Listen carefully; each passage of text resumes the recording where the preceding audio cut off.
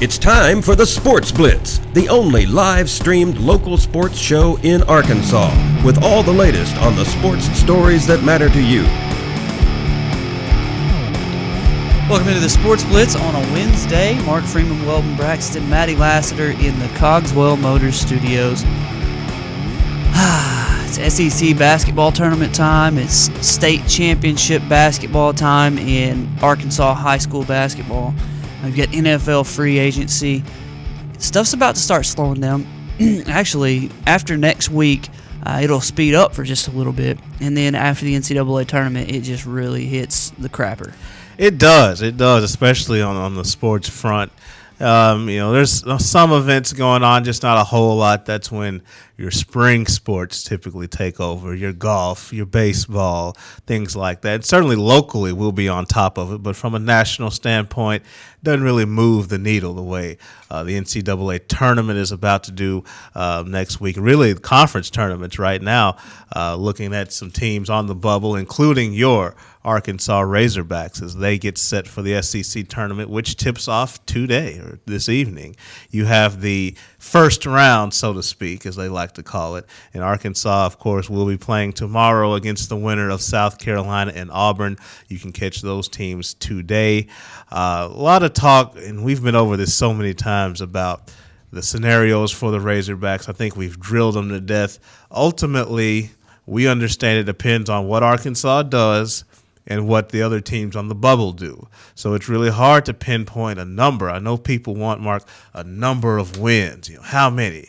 I figure we have to beat the winner of the game today, but do we have to beat Tennessee? And if we do beat Tennessee, does that make us a lock? And I don't think you can answer any of it. I feel safe in saying that you're probably not getting in if you lose to the South Carolina-Auburn winner. I would feel good about beating Tennessee, but I don't think it's a lock just because you have to see what some of the other bubble teams are doing. You look at bracketology right now. I'm just looking at Joe Lunardi's right now. He's got, teams like Cal, Minnesota, St. John's, Providence in his first four out. When one of those teams gets hot, can knock Arkansas out, so we just don't know. And like you've said and like we've said before, it all depends on what everybody else does, but I do think if Arkansas beats Tennessee, unless just some craziness happens, Arkansas will make the NCAA tournament. And you were talking earlier before the show about some of the crappy teams that are making the NCAA tournament. And it always seems to happen that way. And we're talking before the show about I don't know how in the world Team X is going to go 16-16 and make the NCAA tournament and be of any value. They may end up being a 16 seed and getting waxed, but it seems like there's always one team. Last year it's Florida Gulf Coast or somebody like that, going all the way back, that just comes into the tournament. You think, they're lucky to be here. They're going to get smoked in week one or in game one, and they find a way to win. I'll be interested to see by the end of, and we'll be doing this next Monday morning, by the end of the bracket being released and by all those tickets being punched, who we expect that team to be. But so far it's kind of a stretch to call any of those teams one of those Cinderellas. It really is, Mark. And one thing I look for, and there's no exact science when you're trying to find an upset team, I don't like teams who are bad in their bad conference and then just stole the bid by getting hot in the tournament. Now, I may respect you a little more, even if you're a 13 or a 14 seed. Let's say you were consistent, you won your conference regular season, and you won your conference tournament. That doesn't guarantee that you're going to pull off an upset when you face a power team, but it does tell me, okay, this team is legit. They have done it wire to wire from the start to the finish of the year. There's something more to this team. And so that's the type of team I'll be looking out for. But, I watched Robert Morris and Mount St. Mary's last night. Didn't see much. Robert Morris on their home floor, down by 20 points and staying in a 2-3 zone in the second half. It's just, stuff like that. And, one of these teams may pull off an upset. I don't see it. I tell you what, good news for Arkansas, though. Gonzaga took care of BYU. Now, BYU still thinks they have a chance at an at-large bid, and they might. But certainly we would have been guaranteed to have two bids gone had BYU won, because we know the Zags will be in for sure. So good bubble news early for Arkansas. We'll see what happens in the rest of the tournaments. We've also got high school basketball action. By the end of the show today, we hope to be able to tell you when each one of these teams is playing, but we've got a list right now going of all the teams playing in basketball state championship games this weekend. Now, because of the weather, things are changed up to where, normally they play Thursday, Friday, Saturday, and, it would just be a random draw. But I think what they're doing this year is they're sort of giving a little leeway to the teams who played on, Tuesday. They're not going to have to turn around and play on Thursday. They're going to get to play on Friday or Saturday, and they'll have a little bit more time to prepare. But they're working all that out right now, and the AAA, here it is. Here it is right now. 1A boys, let's try to get this in order, but it looks like it's all out of order. 1A boys, Concord Wonderview is going to be Friday at 7. Friday at 8:45 will be the girls 1A game, Nemo Vista Wonderview. 2A will be the girls at 11 o'clock on Saturday, Spring Hill versus Mountainburg. And then let's see where the 2A girls are 2A boys. I guess they haven't released that one yet. Well, let's just go in order of what has been released. So far, the first game on Friday, or the 3:30 game on Friday, Forest City, Jacksonville. The 5:15 game on Friday, 3A girls, Harding Academy and East STEM. Friday at 7 p.m., mentioned the 1A boys, Concord Wonderview, and then the Friday 8:45 game, Nemo Vista Wonderview girls 1A. 2A girls, Spring Hill, Mountainburg, Saturday at 11. 3A boys, Saturday at 12:45, Little Rock Episcopal or Episcopal Collegiate, and Charleston. That one's going to be a good one. And then Saturday at 2:30, 6A girls, Little Rock Parkview and Greenwood. 4:15 Saturday, 6A boys, Jonesboro, Little Rock Parkview. At 6 o'clock on Saturday, 5A girls, Paragould and Huntsville. And 7:45 on Saturday, 2A boys, Cedar Ridge and Clarendon. That's what's been released so far. I'm looking at some really, really good games. I know that Jacksonville, Forest City, yeah. That one's going to be huge.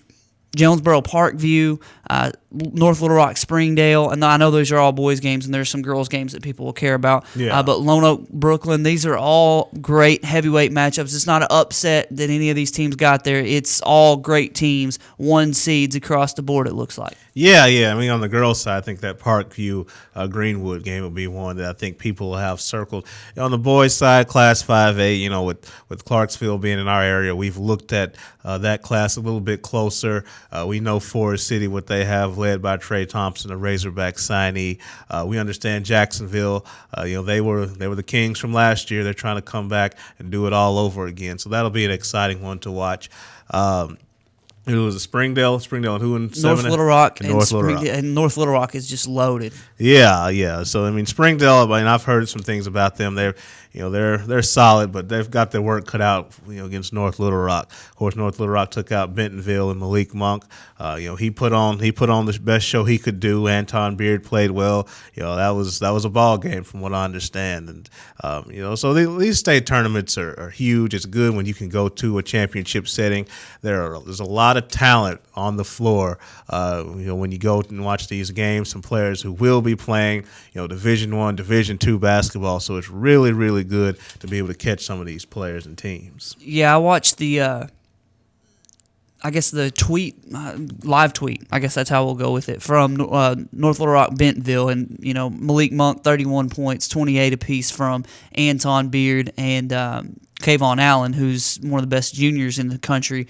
And Malik Monk, they said, he was the real deal. He's got some things to work on, obviously, but he's a sophomore. He had 31 against the best team in the state. Mm-hmm. So North Little Rock, I know that Springdale isn't the sexy pick. A lot of people were saying Bentonville and North Little Rock was the state championship game. Springdale's going to play. They're going to show up. Mm-hmm. They're not going to decide to forfeit the game because 4 Division I guys on one team. I expect Springdale to put up a good fight and play a good game against North Little Rock. Jonesboro Parkview. Jonesboro's been in the 6A state championship game 3 years in a row. They've lost the last 2. Last year they lost by a buzzer beater 3. So Jonesboro's trying to right the ship this year against Little Rock Parkview. All year been one of the top teams in the state overall. And, it can't be overlooked that Little Rock Parkview is doing what they're doing. Anton Beard should be on that team. He transferred to North Little Rock from Little Rock Parkview. Right. So, they're doing this without a Division I, an Arkansas Razorback playing on their team. That's a lot of credit to the coaching staff and the team there at Little Rock Parkview. I'm looking forward to that game as well. Oh, absolutely. I mean, Parkview, they're just the model of consistency. We've seen very good players come through there over the years. I'm still not happy with their two-tone uniform. I'm not backing off that. Look, you should not be allowed to wear different color shorts from your jersey in sanctioned school basketball. I feel strongly about that. But with that being said, they just find a way to keep doing it. You got to give Parkview credit. It will be a good game against Jonesboro. Jonesboro's hungry. They want to finally finish the deal off, so that'll be a good one. Charleston's been one of the top 2 or 3 teams in 3A boys all year, but they've been chasing Episcopal Collegiate.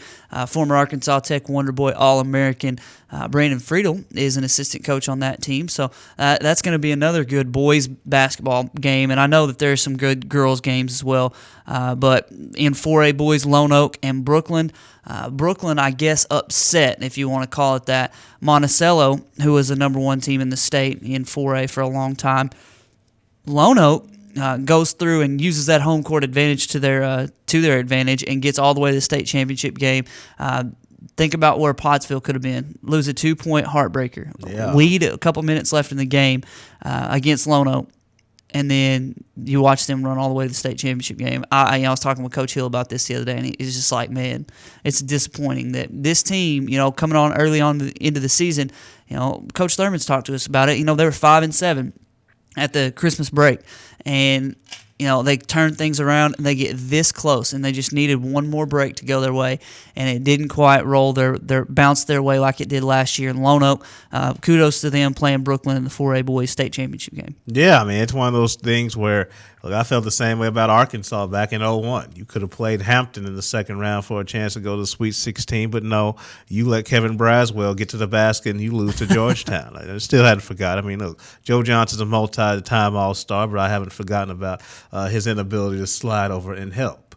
So, I understand what it's like to be in a situation where you feel like, man, we could have made some noise. We could have went deep, but we just couldn't get over the first-round hump, and we see an inferior team get to march down the path we should have been marching down. So it's a tough feeling. It is tough. And then the final game that I really want to talk about as far as analyzing, that 5A game. I watched a little bit of both of these teams this year, Forest City and Jacksonville. Jacksonville going to be undersized. They're going to run 9 or 10 guys in all night long against Forest City, who probably plays 7 or 8. And 2 of those guys, though, are about 6'8", and there is nobody on Jacksonville's team that's anywhere near that tall. The last time I saw a team similar to this, as far as you just had a guy inside who was just going to dominate, and then the other team was going to have to try to impose their will. My sophomore year in high school, Clarksville, we had 3 guys 6'8" or above. The team we played in the state championship game, Hughes, had nobody above 6'1". There was no way that they won the game. There is no way they should have been in the game. Yeah. And they won the game. It was one of those things. So nobody wants to discount Jacksonville defending state champ, but Forest City and Trey Thompson look to be pretty salty there in the 5A boys playoffs there. I know Forest City put a hurting on Harrison. All right, Jacksonville beat Harrison. Jacksonville beat Morrilton, and then Jacksonville beat Harrison. So Forest City rolled through their half of the bracket. Jacksonville, I think, had a pretty tough row to hoe there as well, because Jacksonville and Morrilton, Morrilton's been pretty good. And they put it on them pretty good. So that's going to be a good state championship game there in 5A boys. Yeah, now let me ask you this, because you talked about the Jacksonville Forest City game. And I'm just going by hearsay. I'm hearing Trey Thompson, he's been playing well, but when some teams get him going up and down, he's kind of huffing and puffing. So do you think Jacksonville can be effective in kind of wearing him down, getting up and down the floor? Or is that something that, They're going to have to try. If I'm Forest City, from what I saw against Alma, they like to run when they want to run, and they've got athletes. They've got guys, but there were times when Trey Thompson wasn't even making it up from defense when they were running. He's just like, I'll just stay at about half court and go back. But if Forest City can run when they want it, and they can dictate the pace, and then they can punch it down in there, there's just no way that anybody's going to stop Trey Thompson whenever he gets the ball inside. Against Alma, they only had a guy about 6'3" in Jake Folkerts, and they didn't have a prayer stopping him. He ended up with 27, 15, and 4 blocks and didn't look impressive at all. So I expect that he's going to have his way inside, and he always has. 6'10", 6'9", 6'10", future Razorback, skilled basketball player on the inside in the post, got some moves. You're going to get yours, but if you're Jacksonville, you want to try to speed them up, and you want to try to get them out of their comfort zone to where they can't just walk you down and post you up and get a layup and then go down there. They want to get this frantic pace because they're going to run 9-10 guys in. Coach Joyner doing a really good job there with Jacksonville. That's going to be, in order of importance as far as, classifications go. North Little Rock Springdale is going to be huge. Jonesboro Parkview is going to be huge. You would expect Jacksonville, Forest City, to be pegged right in there, and I think they will. It's going to be a great game. Yeah. All right. One more little bit of information on a local sports look before we go to our break. And before we do, CrossFit Russellville poll question. NFL free agency began yesterday. What are your thoughts on what your team has done? We're Dallas Cowboys folks around here, and then Minnesota Vikings, poor guy. So we'll talk a little bit about what our teams did and what we think about how our teams have performed so far in free agency. But I want to make you aware of the Brightest Stars Banquet. I hope you have at least thought about getting your tickets. We've got all the letters out to each one of the athletic directors, and I'm going to make sure today that each one of the coaches have seen them, and they're going to submit their ballot with the players that they like in each one of their sports, 10 different schools, and every sport going to submit to us 3 players that they want to nominate for Player of the Year. We're going to send those ballots back to the coaches. We're going to have a final 3.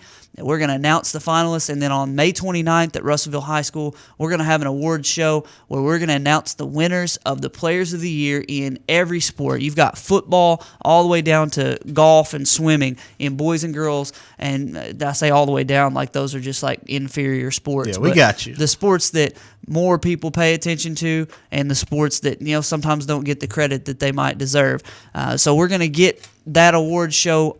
I hope it's an every year thing. We're going to be talking with some folks across the community. Want to make this about the kids. Got some awesome opportunities coming our way to make this a big deal. So we hope you'll get your tickets. Go to rivervalleyleader.com or facebook.com/RVL News, and you'll be able to find out how to get a hold of your tickets. Weldon and I will be there. That's reason enough. Maddie's going to be there. It's reason enough to show up just to meet us. The cause there. You kind of took away now. Just now. He said Maddie's going to be there. Well, me and Weldon will be there. We may just put Maddie off in a corner somewhere and tell him not to talk to anybody.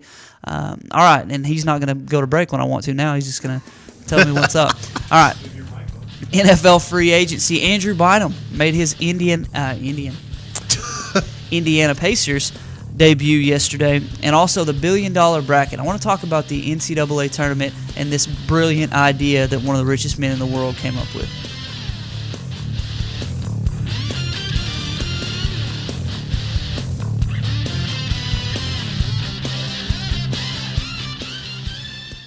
Hi folks, Richard Roberts with Cogswell Motors in Russellville.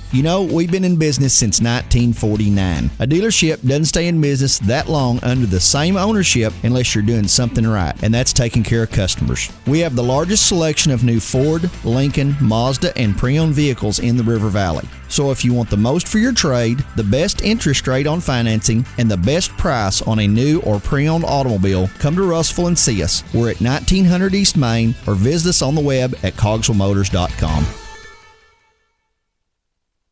If you didn't count on KARK4 today this morning, here's what you missed. Updated news. Police continue searching for suspects after a home intrusion overnight. Developing stories. It's another piece of presidential history turning up here in Arkansas. And weather and traffic on the 4s. Friday night, Saturday morning will bring us our next chance rain.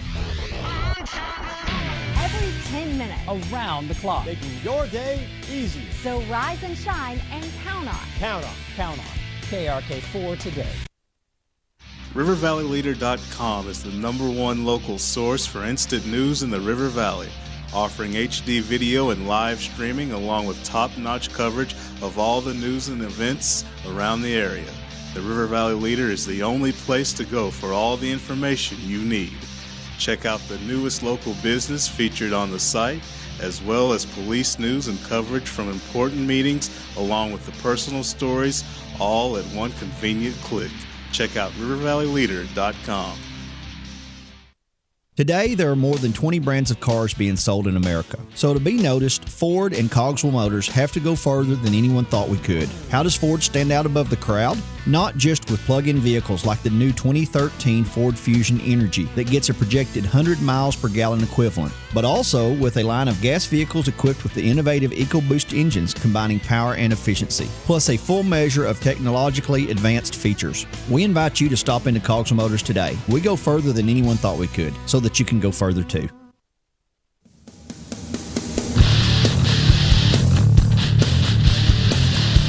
Wow, I see our boy Corey Thone getting into it with Clay Travis on Twitter. What? Clay Travis and somebody getting into it? Yeah, Brett Bielema is the new Lane Kiffin, a disastrous hire who's also an awful fit. Sorry, Arkansas fans. He writes this for Fox Sports when 2 years ago, or no, I guess it's just a little over a year ago, he said, and I quote on Outkick the Coverage, I'm not going to give you a link because I don't want you to give him any money by clicking on his links. Rank the SEC coaching hires, number 1, Brett Bielema. Jeff Long just may be the best athletic director in the country. I love what he does, blah, blah, blah. Yeah. You lose it right there. I'm pretty sure that Corey, you deserve to just go give him the what for. Now, some of the words you were using there, some of Corey's words. we know, yeah.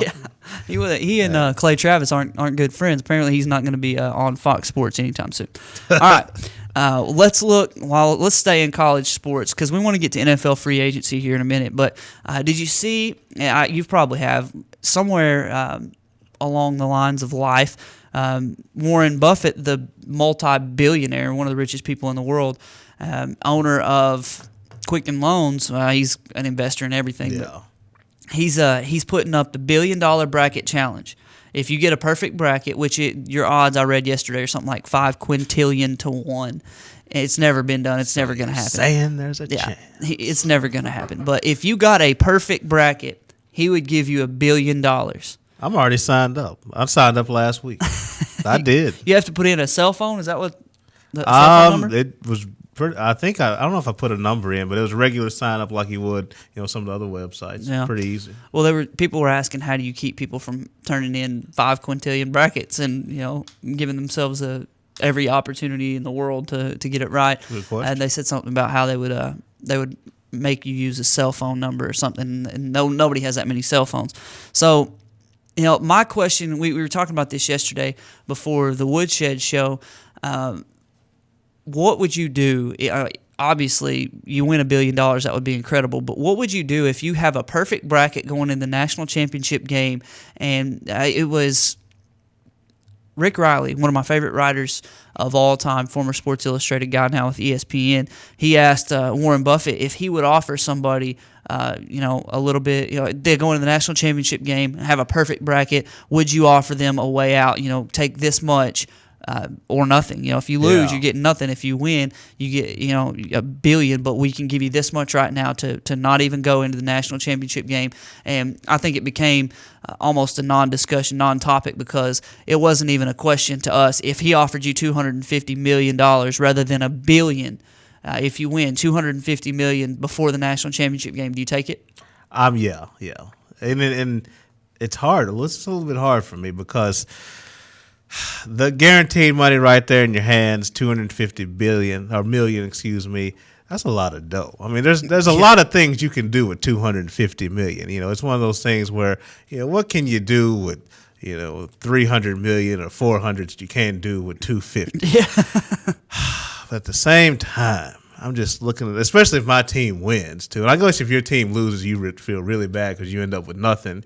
But then, if my team wins, I'm like, but I guess I'd take the money because $250 million would just distract me enough to where I could get over the hurt.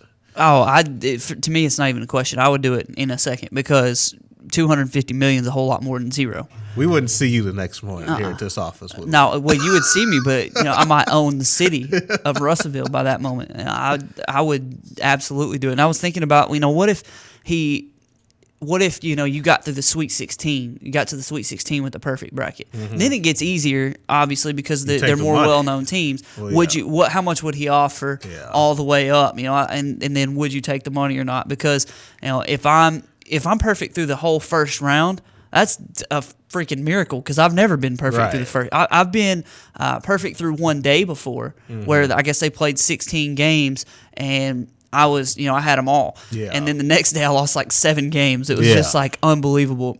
So if I ever got through the first, 32 games perfect, and Warren Buffett called me up, hey, how much? Yeah. I don't know. How much would it take for me to just say, all right, I'll take it and I'm out? He could get the first round. He could get me for a few $100,000. He really could. It would. I think the number might go.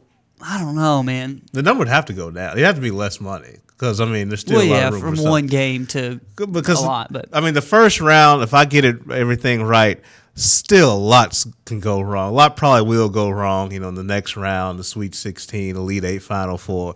Still the odds are stacked way against you as far as going perfect. So he could get me for a few $100,000 after round 1. He could get me. I would, if I were him, I would be doing that. I would be okay. How much? It's going to be $5 million. No, it's not. It's going to be $500,000. And you say, The problem for him though is that would add up, because you have a lot of people who are not a lot, relatively speaking, but you have a good number of people who are perfect. That's the first true. round, so that might add up for him. So he would probably wait longer than just the first round on. He would probably wait until Final 4, maybe. Round, yeah.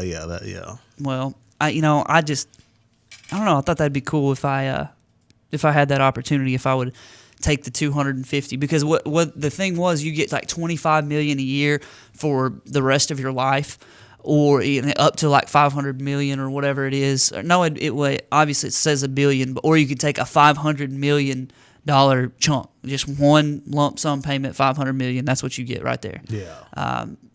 I would hope that's after taxes, or else there's no such thing as $1 billion bracket. It's exactly. half $1 billion bracket. Yeah, I got a feeling that's pre-tax too. The feeling I get. Like the prize money for these shows. I'm trying to think. It seems like some shows are trying to figure out a way to make it to where taxes can be paid and you still clear the amount they say they're going to pay you. But I know it used to be on those shows and stuff, you win money and they tax the dog out of it. And it's like, oh, here's $1. All right, so when we have our perfect bracket, kiss off, suckers. You'll never see us again. Right.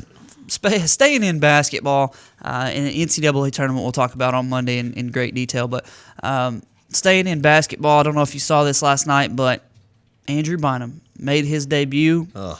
I'm not real happy with what I saw.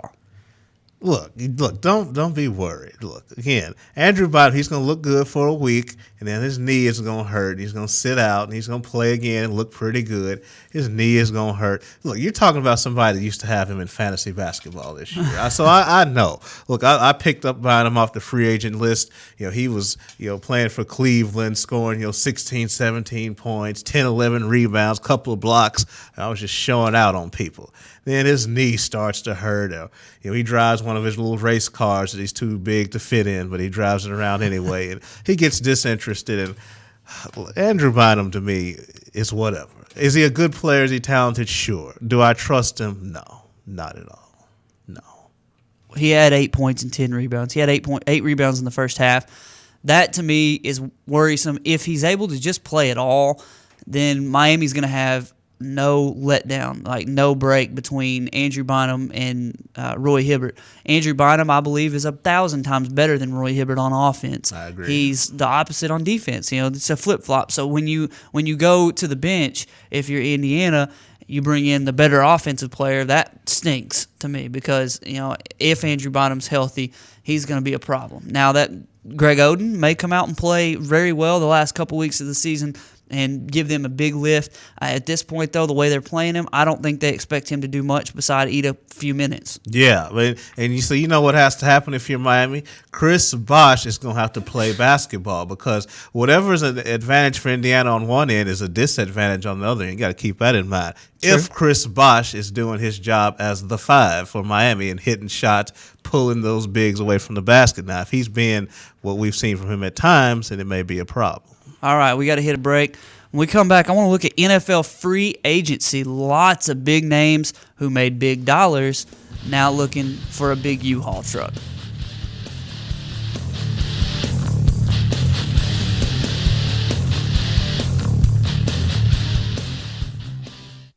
Hi folks, Richard Roberts with Cogswell Motors in Russellville. You know, we've been in business since 1949. A dealership doesn't stay in business that long under the same ownership unless you're doing something right, and that's taking care of customers. We have the largest selection of new Ford, Lincoln, Mazda, and pre-owned vehicles in the River Valley. So if you want the most for your trade, the best interest rate on financing, and the best price on a new or pre-owned automobile, come to Russellville and see us. We're at 1900 East Main, or visit us on the web at cogswellmotors.com.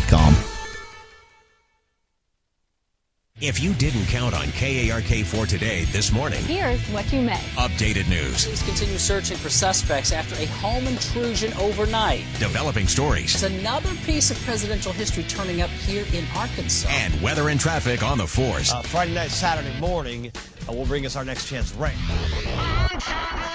Every 10 minutes. Around the clock. Making your day easier. So rise and shine and count on. Count on. Count on KRK4 today. RiverValleyLeader.com is the #1 local source for instant news in the River Valley, offering HD video and live streaming along with top-notch coverage of all the news and events around the area. The River Valley Leader is the only place to go for all the information you need. Check out the newest local business featured on the site, as well as police news and coverage from important meetings, along with the personal stories, all at one convenient click. Check out RiverValleyLeader.com. Today, there are more than 20 brands of cars being sold in America. So to be noticed, Ford and Cogswell Motors have to go further than anyone thought we could. How does Ford stand out above the crowd? Not just with plug-in vehicles like the new 2013 Ford Fusion Energy that gets a projected 100 miles per gallon equivalent, but also with a line of gas vehicles equipped with the innovative EcoBoost engines combining power and efficiency, plus a full measure of technologically advanced features. We invite you to stop into Cogswell Motors today. We go further than anyone thought we could, so that you can go further too.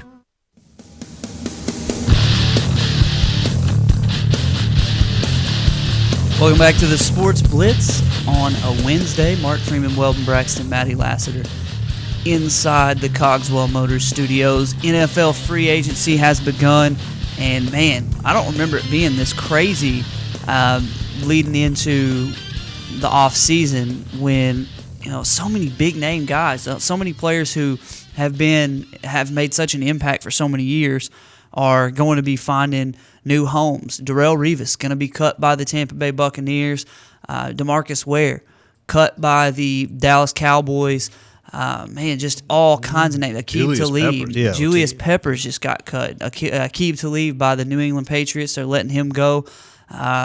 So many different people who are without jobs now. Well, let's just look at the list. Darren Sproles going to be traded, or they're going to try to trade him. He's sort of in the same situation that I think Darrelle Revis is. Their market for trade is not going to be near as good for them as, and their organization is not going to get as much for them as they'll get in free agency. So they're just like, cut me. Jonathan Martin got traded. That was crazy. We've got plenty to talk about on that. Miles Austin going to be traded, or going to be cut, excuse me. Jairus Byrd, Julius Peppers, TJ Ward, Darren McFadden had free agency opportunities, and he re-signs with the Oakland Raiders. I thought yesterday when I saw that, I thought, you have got to be kidding me, Darren. We have been waiting for 4 years for you to get out of Oakland, and you re-sign with them? What in the world are you doing? Seems to me like he signs a 1-year deal worth up to $4 million. Seems to me like he's waiting on next year. He's trying to bet on himself, prove that he's got the ability to carry the load and not get hurt, which would be a first. And he's saying, all right, and this is his representation, I'm sure, telling him this. Look, you can take this $4 million here in Oakland for 1 year, or you can sign a little longer deal for maybe a little bit more money, but you're in a longer deal with one of these other teams. And next year the salary cap goes up.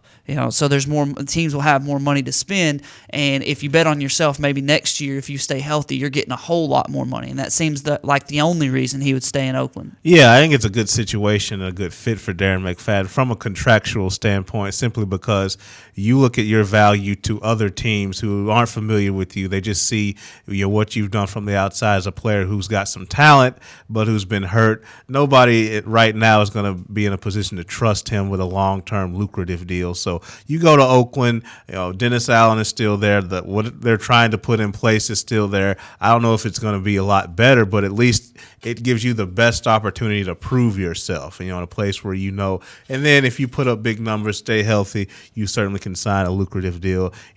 Former Hog Peyton Hill is glad to see him get a deal with the Giants, 2 years, $1.8 million, so roughly $900,000 a year. That's pretty good when you were on the streets at the middle of the season. Somebody picked you up, so congrats to him.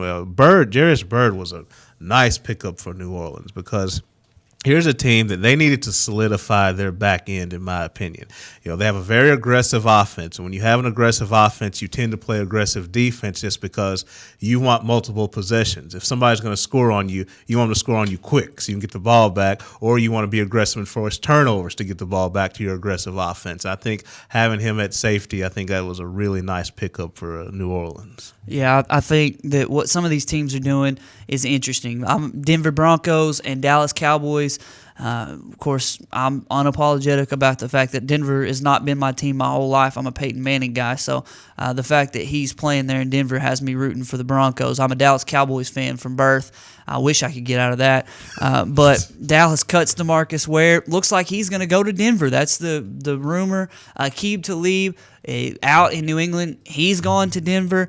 Denver picking up TJ Ward as well, a Pro Bowl safety. So, man, Denver's putting in work on the defensive side of the ball. And I've heard some other folks, they're saying, yeah, it's good and all, but the reason they got beat in the Super Bowl is because they couldn't protect Peyton Manning. I think what they're doing is, and I think what they're doing, though, is necessary. They are losing offensive linemen as well, though. That's a huge problem. Look, and we heard Schler talk about this on ESPN this morning, and it's one reason why when they signed Wes Welker last year, I was like, good move, it'll help.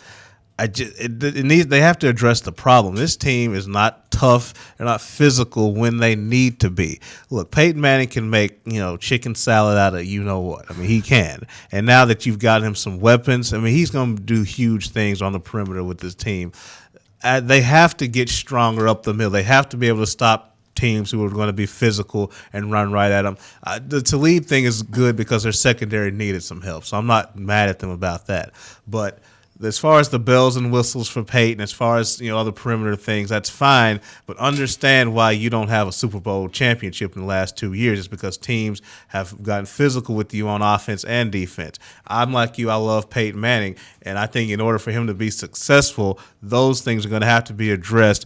In spite of all the bells and whistles they're bringing on the team, they got to get solid more up the middle.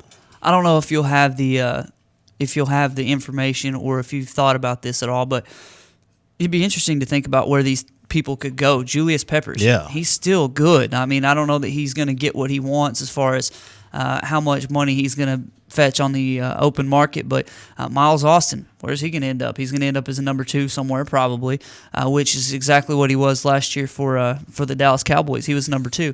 Yeah, and I don't mean the number 2 wide receiver either. I know you did. Jonathan Martin, though, that was the big story for me. The Miami Dolphins traded him to San Francisco. That's a tough spot there, but it's for his former college coach, Jim Harbaugh, a 7th-round pick next year. It looks like he's going to start his career back. So, I mean, there's just name after name after name here on this list so true. that ESPN's got going right now. Players, restricted and unrestricted free agents finding new homes, moving on to a different spot. It's going to be interesting to see where Eric Decker ends up. He's going to, you've mentioned this. You think he's going to want number 1 money. He's going to end up taking number 2 money. Yeah, I know he's visiting the Jets. He'll visit. I think Jacksonville is really high on him. I think he'll end up in Denver. I could be wrong, but Eric Decker is a guy who I think Denver wants to keep. And if nobody's going to pay him number 1 money, if everybody else is offering him number 2 money, I think he'll take Denver's number 2 money. Now, Jacksonville, somebody could get desperate and be like, God, we need somebody. Let's reach for Decker and let's pay him number 1 money. They may do it. I say good luck to him because Eric Decker is not a number 1 receiver. If you want to overpay for him like that, do it. But I think if he takes number 2 money, he'll take it with the Denver Broncos. As far as Jonathan Martin, yeah, he played for Harbaugh in college. San Francisco, just the culture of that city, they're a little bit light on certain things. So I think he may be okay there. I do worry about the roughness of that 49er locker room. We know how they are. We know their culture. We know they're built on, being roughnecks and tough. So I hope Jonathan Martin can hold up in that situation. The Jets are active in free agency too. They're one of the teams that we talked about looking at Eric Decker, Giacomo, the offensive lineman from Seattle, really an athletic type offensive lineman, really good in their zone scheme. He is highly coveted as well. I know Seattle wants to hold on to him, but that'll be difficult. And looking down here, San Francisco losing a lot in the secondary, losing a lot in their defensive backfield. I feel like they think that it's more of a system thing, and they can just plug anyone. They got Antoine Bethea from the Indianapolis Colts, but they're losing. Let me see if I can keep it all. Dante Whitner for sure is gone. Terrell Brown is now gone. Let's see if I find anybody else on this list as I scroll through. Carlos Rogers is gone. I think those are the three big names that are going from the Broncos or from the 49ers. So I don't know. It seems like they're just retooling, trying to reload, and they're relying on the system. Yeah, and look, I love the confidence. I'm always a proponent of confidence. I would be careful with that because there's another coach who had a great defense early in his tenure, and he got a little bit full of himself and thought it was the system, and his defense struggled. I'm talking about Bill Belichick, and we've seen their defense hadn't been what it was, say, a decade ago. It hadn't been that in recent years because they hadn't found the right pieces. So I would caution San Francisco to be careful. Because they have that mentality, I don't see them being in the Revis sweepstakes. I know people want to link them there. Revis right now being linked with Oakland, being linked with Cleveland. If Cleveland could get Darrelle Revis, I know they're a mess of an organization, but you talk about Joe Hayden, Darrelle Revis, and Dante Whitner on the back end, and you can find a fourth for that secondary. You're talking about some nice pieces where they signed Paul Kruger at linebacker last offseason. They're trying to do some things even though they're kind of discombobulated. What about this? Blaine Gabbert. We talked about him the other day, Matty. Yeah. The Jacksonville Jaguars have finally given up on him. They trade him to the San Francisco 49ers for a 6th-round pick in this year's draft and a possible conditional pick in 2015. Oh. Interesting decision. I think it's an interesting decision by the San Francisco 49ers to give anything for Blaine Gabbert because I think he's awful. Yeah, this is what I think happened with Blaine Gabbert. Blaine Gabbert coming out in the draft was a guy who you looked at him and you like him. You like him from a workout, from a physical standpoint, arm strength. He's tall. He's prototypical everything. He just is not good. And so what Jim Harbaugh does, we saw with Alex Smith, we've seen it with some other quarterbacks, he can take, if you've got some talent, he can mold and develop you. I think he's developing an asset in Blaine Gabbert. I think he likes having a guy with some physical ability at the backup position. Colt McCoy was nice, but I think having somebody with some physical gifts makes him feel better because he's confident in his ability to coach up Gabbert. Talk about value. You used a first-round pick on Blaine Gabbert, and you ended up getting rid of him for a 6th. That's asset management right there, people, from Jacksonville Jaguars. I was going to say that's Jacksonville Jaguars 101. They, along with a couple different franchises in the NFL there, have shown you exactly why they suck every single year and why it seems like they want to. So, the Raiders. No, the Raiders. Now they've got $60 million in free agent money that they can, or in salary cap money space that they can spend on whatever they want. They may not spend it at all. Who knows? They may just pocket that money. Just keep it. They were actually below the floor, which I didn't even know was possible at one point. That's new, that new rule. Yeah, it's a new thing. So obviously I wouldn't have known that was a thing. All right, let's look at the NCAA tournament. Well, I guess we'll look at the SEC tournament first. And the Hogs rode through to the NCAA tournament in our Hog Talk segment right after the break.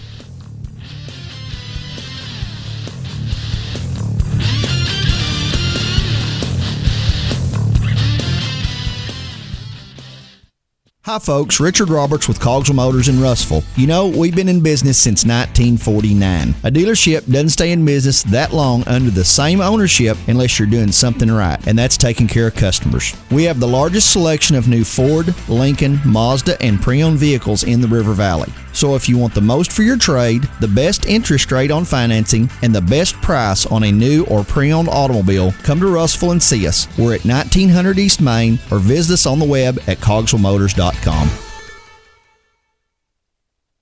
If you didn't count on KARK4 today this morning, Here's what you missed. updated news, Police continue searching for suspects after a home intrusion overnight. developing stories, It's another piece of presidential history turning up here in Arkansas. and weather and traffic on the 4s. Friday night, Saturday morning will bring us our next chance rain. Every 10 minutes. Around the clock. Making your day easier. So rise and shine and count on. Count on. Count on KRK4 today. RiverValleyLeader.com is the #1 local source for instant news in the River Valley, offering HD video and live streaming along with top-notch coverage of all the news and events around the area. The River Valley Leader is the only place to go for all the information you need. Check out the newest local business featured on the site, as well as police news and coverage from important meetings, along with the personal stories, all at one convenient click. Check out RiverValleyLeader.com. Today, there are more than 20 brands of cars being sold in America. So to be noticed, Ford and Cogswell Motors have to go further than anyone thought we could. How does Ford stand out above the crowd? Not just with plug-in vehicles like the new 2013 Ford Fusion Energy that gets a projected 100 miles per gallon equivalent, but also with a line of gas vehicles equipped with the innovative EcoBoost engines combining power and efficiency, plus a full measure of technologically advanced features. We invite you to stop into Cogswell Motors today. We go further than anyone thought we could, so that you can go further too.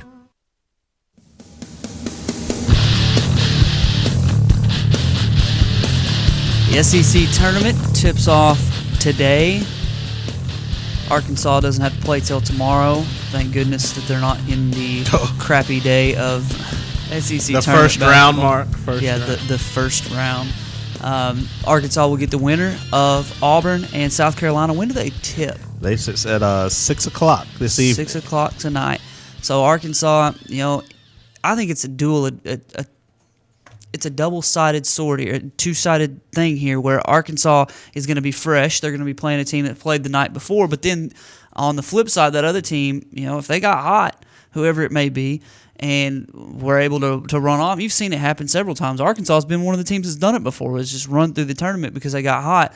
I think the extra rest, the extra preparation can be a benefit, but I think also having that game action already under your belt can also be a benefit. I'm not going to lie. I give Arkansas about a 55% chance of winning their first game. I just got to say it. Look. Especially if they play South Carolina. South Carolina's got a couple guys playing well. You got the Thornwell kid, big-time freshman that nobody even hardly talks about. I'm concerned because it was one of those things, as you said, Mark, when teams have a game under their belt, especially bad teams. Like, bad teams don't really get tired or fatigued. They just go out and do whatever. You're like, hey, we're bad one night. We're not tired. We can just play again. We're a bad team. And they can just sneak up on you. We're talking about Tennessee. How do we need to beat Tennessee? Do we have to do all this against Tennessee? Can we get to Florida? You got to get past this first game. And we've seen Arkansas. We've talked about what they'll do in the next round, and then they lay an egg against an Auburn or South Carolina. Arkansas is clearly better than both of these teams, but I mean, you look at South Carolina. South Carolina dug into Arkansas's lead in Bud Walton Arena. I think if they play Arkansas, I give South Carolina a 45% chance of beating Arkansas. I think Arkansas should be favored. I think they'll win because they're a better team, clearly. But just the mentality of coming out, not playing a game in a while against a team who's already broken a sweat.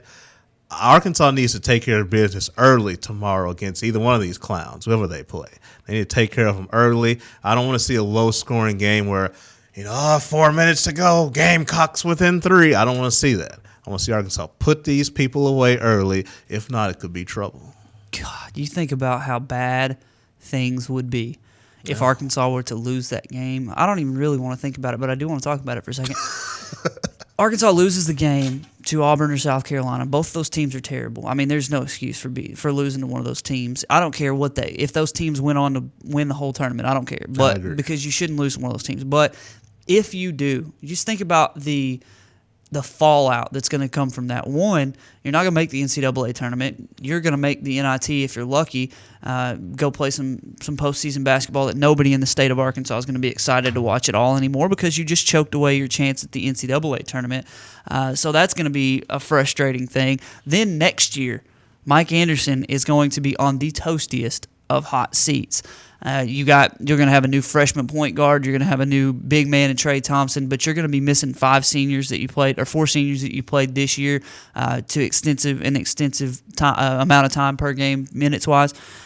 Oh my gosh, this would be disastrous if Arkansas loses that game. I hope they don't think that way because if they think about that, there's going to be a lot of pressure on them. If they go out there and play like they should win that game. But man, I don't even want to think about how statewide radio and media is going to be if they lost. Oh, I completely agree with everything you just said. And it's one of those things where Arkansas, they're a team, they'll lay an egg on you. And you just like, oh, come on, guys. Where is this coming from?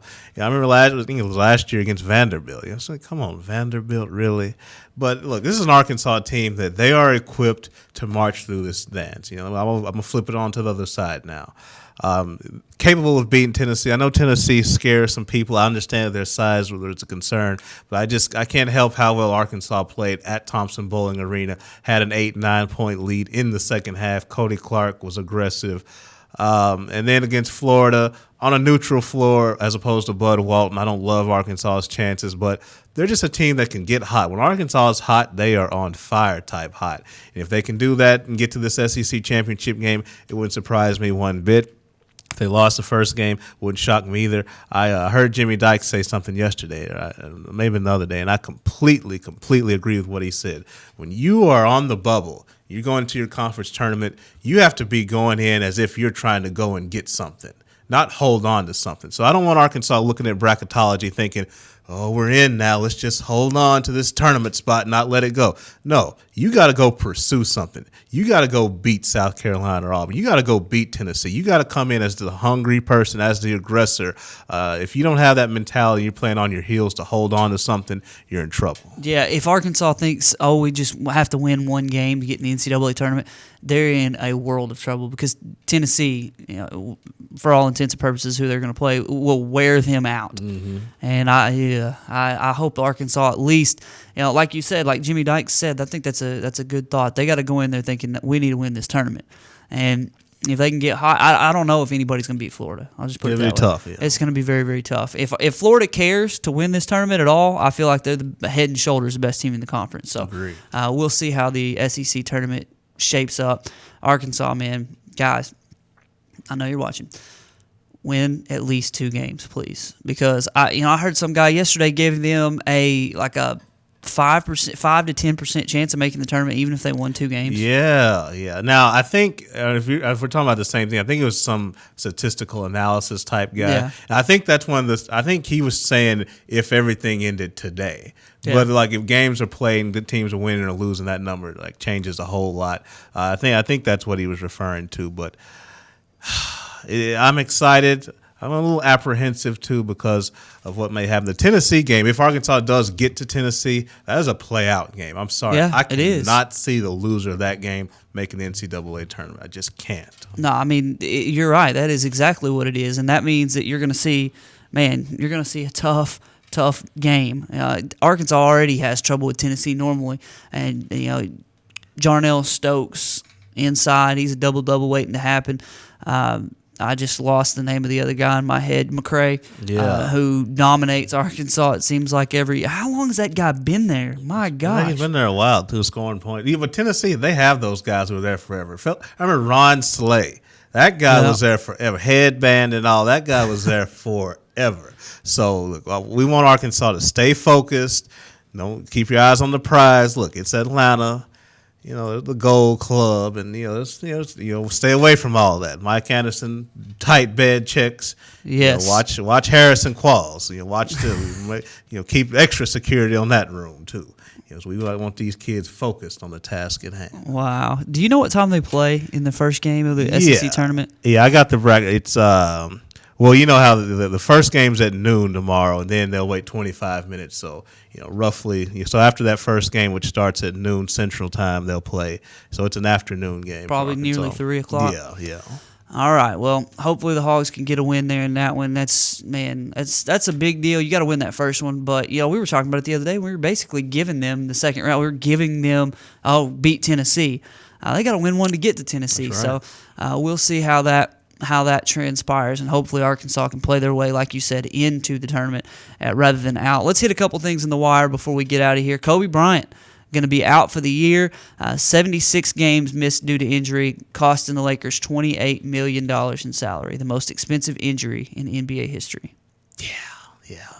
I mean, look. Thanks, Kobe. If I'm a Lakers fan, thanks for nothing. Yeah, and the thing is, I hear people say, well, don't get mad at Kobe. He just made his money. You can't get mad at a guy for taking his money. Well, look, Kobe, if you want to win championship, you want to be Michael Jordan, you want to do all this stuff, man, you got to have some help. At your age, with what's going on in the West, these big threes are coming together. You got Durant and Westbrook, young guns. The Clippers are flying high now. San Antonio's got their veteran big threes. So, James Harden and Dwight Howard. There's just too much going on out West for you not to have some help if you want to get that sixth ring and tie Michael Jordan. So it is costly and it's gonna be tough, but maybe it'll come back next year. Yeah, I don't ever want to hear anything about teammate Kobe. I never want to hear that. Like anybody who may say something about Kobe being better than LeBron, I'm a LeBron guy. Anybody saying Kobe may be better than LeBron, that's one thing. But talking about being a teammate, nah, man, got nothing for him. He takes so much money, doing all he can to just get his. And then when the tournament, or when time comes for the team to rebuild, he's going to take all that money and not sort of bring in somebody else to help him win a championship. It tells me that it doesn't seem like he's about winning championships. It seems more like he's about getting what he can while he can. Yeah, I don't disagree. I know that sounds mean, but I don't disagree with you. I do want to pass along real quick, Mark. I want to give a shout out to Bobby Porter, this all SEC freshman. Yes. I just thought about that. But yeah, get a shout out to in a year, Mark, and I guess we're shifting gears here a little. In a year in which you had the greatest air quotes recruiting class ever in your conference, yet Arkansas's Bobby Portis makes all SEC freshmen. Big time shout out. I like it. Well, from the awards that I can remember, Billy Donovan, Coach of the Year, deserved in the SEC. Of course, they didn't lose a game, so I don't know how you would pick anybody else. Player of the Year, Scotty Wilbekin, deserved. He's a senior guard for Florida. Freshman of the Year, Julius Randle, deserved. We can't argue with that. And Bobby Portis, second team All SEC. I was a little bit surprised, and I'd have to look at the team and kind of analyze it in a little greater detail that. Kai Madden wasn't listed anywhere. That's didn't make either of the teams. I'm like you. I'm looking up the awards right now to see who did make it. I mean, there were a lot of individual performances, and here it is right here. First team: Trevor Relaford, Casey Prather, Scotty Wilbekin, Julius Randle, Johnny O'Brien, Jabari Brown, Jordan McRae, and Jarnell Stokes is your first team. Second team: Bobby Portis, Chris Denson, Patrick Young, Charles Mann, James Young, Jordan McKee, Marshall Henderson, Jarvis Summers, Jordan Clarkson, and Rod Odom. Yeah, and I think there's some of those names you could argue. James Young from Kentucky. Yeah, I would rather have Kai Madden. Yeah, and then Jarvis Summers. Yeah, he was the number 2 guy for Ole Miss, but really, what value is the number 2 guy for Ole Miss? Like, really, what does that do? Vanderbilt's Rod Odom was on there. I mean, there's some names you could argue with. Yeah, that's a little questionable to me with James Young. I guess every time I watch James Young, he was throwing up 25 threes, and one game I watched, he was 1 for 11 from 3. I'd rather have Kai Madden. Of course, Kai Madden, he's not the sexiest looking player as far as the numbers and the way he plays on a night in, night out basis, but he was the straw that stirred the drink for Arkansas for a lot of the year. You're just mad because James Young is a disgrace to left-handed shooters, aren't you? That's really why you're mad. Man, if you're a left-handed three-point shooter, you ought to be a much better three-point shooter than that. So I can't give him too much trouble. He's going to be an NBA player, and I can barely make the squad at the fitness center. I have to get lucky and be picked up by a good squad. So anyway, final little news and note here, coming off the Twitter wire. It looks like Brent Musburger and Jesse Palmer are going to be the headlining group as far as announcers go with the SEC Network, leaving ESPN. I'm sure that there's going to be some back and forth between ESPN and SEC. They're going to be used by both organizations. But Brent Musburger, 70-some years old. Let me look at how old he is. He's old, and he's still being used as one of the top guys in the business. Yeah, 74 years old. If you're a quarterback, hide your girlfriends when Brent Musburger's doing the game. Seriously. The SEC Network thing is interesting to me because, it's under the ESPN umbrella, and almost every major conference now has a network, but I don't think those other conferences network, they have the potential to take over the way I think an SEC network could almost like take over and take on a life of its own. I mean, we know this is one of the most powerful conferences in sports, and it is, in a way, the most powerful because the sport that drives all of sports is football, and the SEC is king in football. So the potential for the SEC network, I think, is a lot greater than the Big Ten network, which is aligned with Fox and some other conference networks. Yeah, the SEC network, and it looks like DirecTV is on board with picking it up, which is good for me because I just signed a new deal with DirecTV, and I would like for that to happen. I would like for the SEC network to be available to me. You're going to be watching Barney and stuff from now on, Mark, so forget about sports. May 1st, it's going to be all over for me but the crying, literally. No, we're looking forward to little man getting here. All right, WWE, no. I may put him in some chokeholds just, to teach him. I told him by the time, August rolls around and she's got to go back to school that he's going to be dribbling with both hands. So we're hoping he's going to be dribbling down both sides of his mouth. That's what he's going to be doing. So, well, he'll never be able to dribble with both hands if that's the case.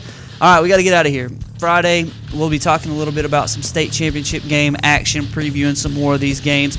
Look at some more craziness that'll happen, I'm sure, in NFL free agency and whatever else we can find to fill our plate with. So for Weldon and Maddie, I'm Mark saying so long. We'll see you at 11 o'clock Friday morning, rivervalleyleader.com with more Sports Blitz.